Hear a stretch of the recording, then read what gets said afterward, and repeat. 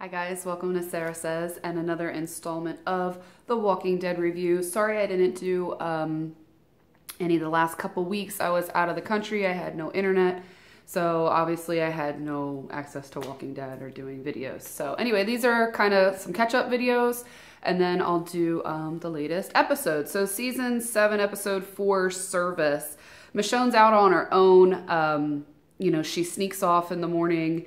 You see her in bed with Rick, and she gets her gun out of the fireplace, and right away you see the setup for the whole episode. You know, they're looking for the guns, and Michonne has her own secret gun, and you know, what are we going to see in this episode? It's going to be again a battle between the wills. How much can the Saviors break Rick's crew? And Michonne is out doing her own thing, which is kind of what Michonne has done the whole season. She looks out for her own, but she's very self-reliant. And I think it was smart of her to have this gun hidden just in case, you know, something like this happens with the Saviors, which she did. She comes across a dead deer, and, you know, the look on her face when she sees the dead deer, it's a look of regret. And you can kind of see in her face that she's regretting the loss of innocence and the loss of beauty. And she sort of shakes her head, and you can feel her thinking, you know, now it's just a resource. Well, now we got to eat it because it's going to be wasted food. But, you know, this used to be a beautiful creature, and now it's just been destroyed. Like everything else good in this world has been destroyed. It's a sad moment. She doesn't say anything in the scene, but I thought that it was a really sad moment when she saw this deer. So Negan shows up early. He's supposed to wait a week. He shows up early, and he's very threatening. My heart was actually pounding during this part of the episode because I was like, oh my God, what is he gonna do? I didn't think I was that involved in the show, but I was really nervous for them. You know, I mean, obviously when we were finding out who was going to get killed at the beginning of the season, I was very nervous for them. But I didn't realize that Negan had built up this tension in me as I'm watching the episode play out. So they show up early, and you know, there's these veiled threats. It's almost you know, sorry, the house phone's ringing.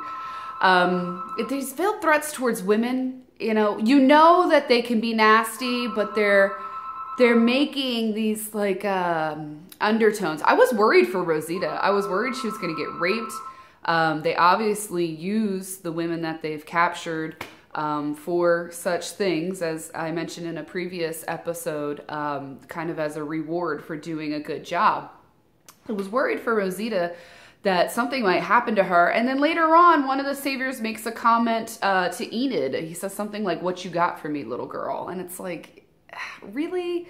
Is she even 18 and you're making those kind of comments? But it's just showing how ruthless and, you know, disgusting these people are, that they're going to do anything that they need to do to threaten you into being submissive to them.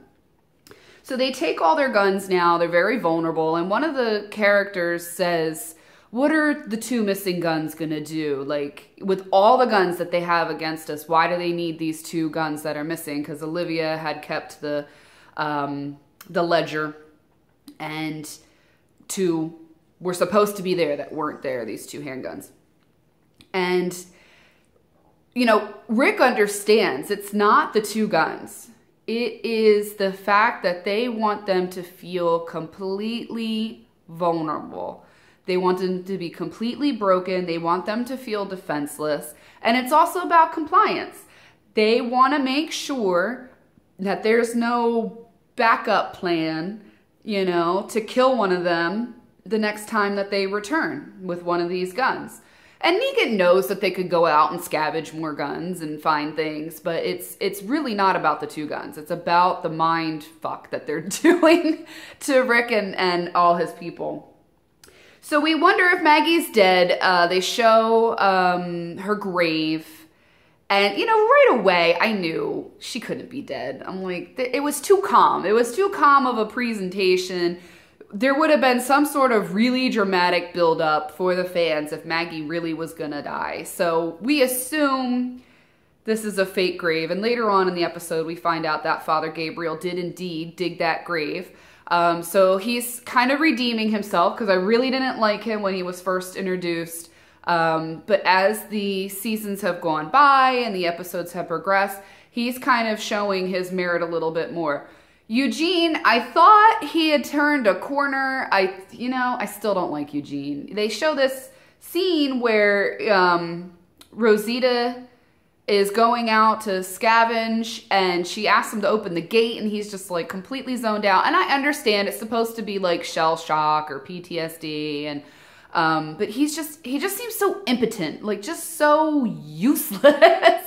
And he's like, well, fixing the radio is all I can do at this point. At least they'll have some good tunes. Screw you and your good tunes, okay? There's a lot more that needs to be done, that needs to be taken care of than a freaking radio, okay, Eugene? So get your act together. Open the damn gate. Go freaking scavenging with them, because if you don't produce your share of taxes to Negan, you guys are going to die. I really thought Eugene had turned a corner, and it really disappointed me, that scene. He's just so, he's so useless. I can't stand him.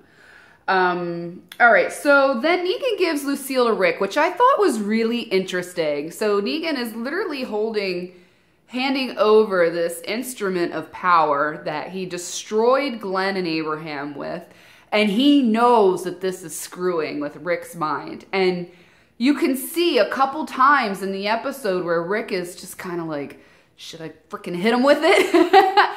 And he holds himself back because there's so many of them. And, I kind of found myself throughout the episode going, just fucking hit him. Just beat his head in like he did Abraham and Glenn and take care of it. But, they would take out the head, but the rest, there's a lot of saviors. I don't know if that would be the wisest decision. So I think Rick probably did the right thing by not doing that. However, the amount of self-control it took to not flip out on Negan with Lucille, and he's holding it in his hand, and Negan is doing this because he knows that it's messing with Rick's head to hold this bat in his hand and not do anything. And I think he's also testing Rick to see, okay, how stupid are you? How crazy are you? I know I'm giving you this weapon of destruction. Are you going to try to turn it on me? And it ends up that he doesn't. So I think Negan is really testing those boundaries to see how far he can go with Rick. And if Rick is really broken, we hear Rick say, I'm not in charge anymore. Negan is. And the whole group is like, wait, what? You're giving up? What do you mean you're giving up? Rick's never given up before. But I think, really at this point, Rick just doesn't know what to do other than to comply and to submit. He came too close. He's already lost 2, and he came too close to losing Carl, possibly cutting Carl's arm off, which was really scary for him. And he's still got a little baby girl to take care of, Judith, and, everybody else. Now he's involved with Michonne. He cares about her, and he needs to make sure that she's not lost as well. Which is why when we come to the end of the episode and Michonne has this gun, that he makes her give it up. And she doesn't necessarily agree with it, but she doesn't want to contest Rick right now. She understands that he needs her support. He needs her to be behind him right now. But I think Michonne is planning something. She's got something else going on in the back of her mind. She has a contingency plan. Negan shows Rick the old video that he recorded when I guess he was telling about himself to the group at Alexandria. And it's just a shadow of his former self. Negan goes, man, I really wouldn't want to mess with this guy, but you're basically a pansy. Again, it's all about the mind fuck with Negan. It's really just, he's a master manipulator, and he's really good at it, and then he's got, like I said, he's got that little bit of silly, that little bit of crazy, involved with all of this smart, and that's what makes him so dangerous. That's why he's spread this plague, you know, across the world that we know as The Walking Dead. But you know, his name is preceding him. Other groups they know about him. He's made a name of himself, and he's quickly building up a dictatorship. But he claims to be reasonable. You know, I'm so reasonable once you get to know me. Really? No, you're not.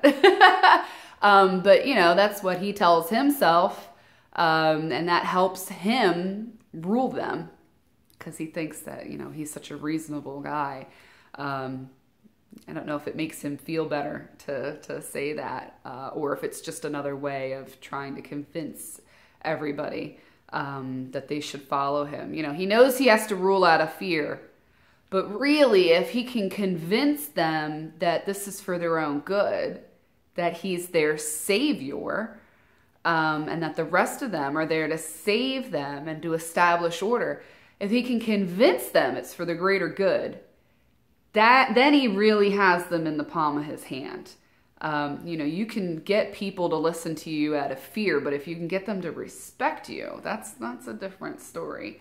You know, I think that's really his ultimate goal there. So they sent Rosita to get Daryl's bike. They come back with Daryl's bike, and now that Rick has found the 2 guns, he even offered up Michonne's extra gun that they didn't know of as a sign of full compliance. Rick asks if he can get Daryl back.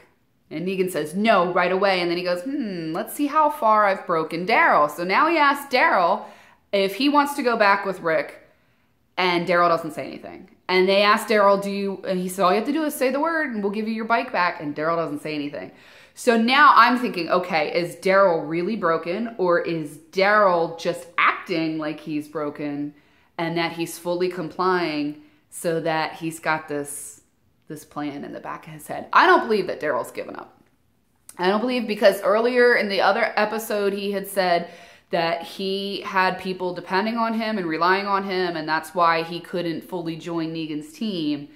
But I think Daryl's going to come back at the end of this season and really, I don't know what he's got up his plan, but maybe he's becoming like the right-hand guy. You know, he's taking the place of D eventually, and fully convincing Negan that he's his guy, and then he's going to flip the script, which is what I really hope happens. I really hope that Negan gets it. Although Negan does play such a really good bad guy. And so Negan, to wrap it all up in classic Negan style, says to Rick, in case you hadn't caught on yet, I just slid my dick down your throat and you thanked me for it. And I was like, oh! Wow! And Rick couldn't say anything. I was just like, wow, Negan is a guy that you love to hate.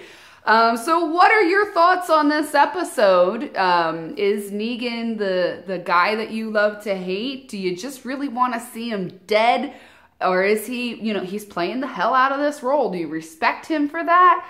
And what do you think about Daryl? Is Daryl going to cuddle up to Negan and become his right-hand guy and then flip the script? Or is Daryl really broken? So let me know what you thought about this episode, and thanks for watching, Sarah Says.